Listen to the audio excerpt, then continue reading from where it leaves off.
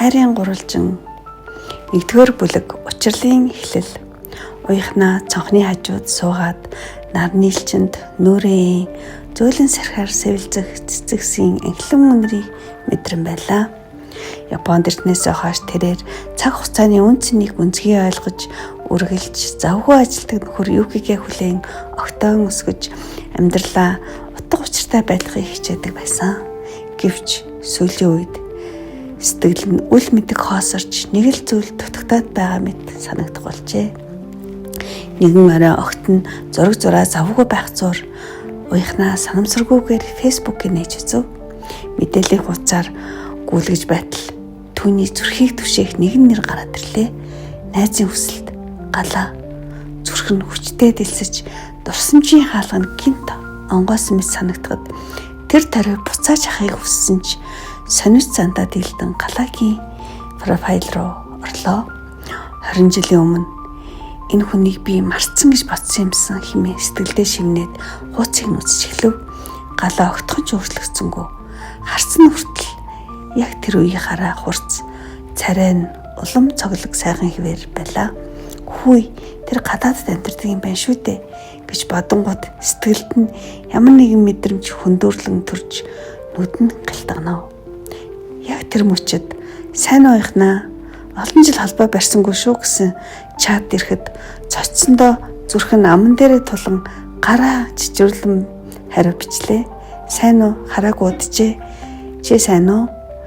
Энэ энгийн мэдчилгээ уяхнагийн зүрхэнд нэгэн оч асхан он жилийн урсгалд бүдгэрсэн дурсамжуудыг тодруулж орхив. Тэр орой тэр хоёр маш удаан гэмгүүгээр дурсамжаа хуваалцаж амьдралынхаа тухай ярилцав. Харин тэр шөнө уяхнаа Юкигийн хажууд хэвтэж байсан ч бодол нь айл хэдийнэ тэртээ хол галаагийн дурсамжинд хөвөрч байлаа. 2-р бүлэг өрөв сэтгэлийн өрх. Уяхнаа галаатай анх чадалж эхлэхдээ ердөөл хуучны найзаа эргэн санаж дурсамжаа сэргээх гэж бодсон билээ. Галаа чанхандаа хөвжөлтөө дурсамж ярьж амьдралынхаа сонин сайхнаас хуваалцаж байлаа. Гэвч хэдхэн 7 хоногийн дараагаас түүний үгсийн өнгө айс өөрчлөгдөж илүү гонигтай амьдралдаа гутарсан байдлаа илэрхийлж эхлэв. Миний амьдрал дотроос ялзарч байна.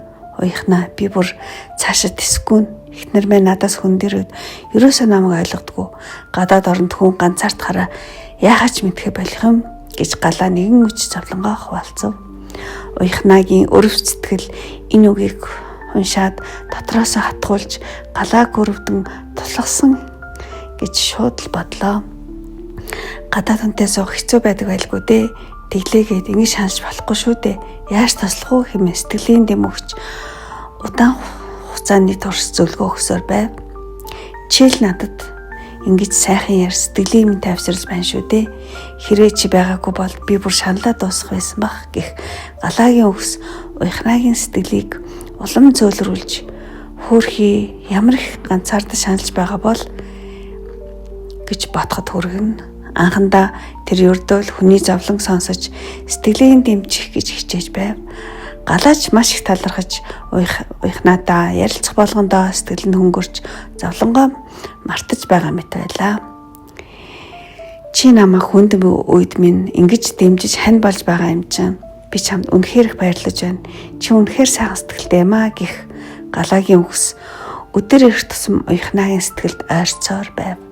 Хэдийгээр энэ бүхнийг уяхнаа гимгүйгээр зөвхөн туслахын тулд хийж байгаач зүрх нь баг багаар хөндөөрлөн галааг илүү ихээр бодож эхэлжээ. Өдөрт хэдэн удаа мессеж солилцож шөнө орой болтол ярьслаг болсон ч Юкидээ юу ч хэлсэнгүй. Зүгээр л хууч найстайгаа ярьж байгаа шүү дээ хэмээн өөрийгөө зөвтгөж байв. 2 сар өнгөрлөө. Галаагийн сэтгэл санаа арай дээрдэж уяхнаатай ярилцаж байгаа нь амьдралд нь гэрэл гээхээ нэмсэн мэт санагдах болжээ. Нэгэн удаа галаа ингэж хэлв. Монголд үзэж болох уу? Чамд баярлснаа илэрхийлмээр байна. Бас чамтай нүүр тулж ярилцахыг үнэхээр хүсэж байна.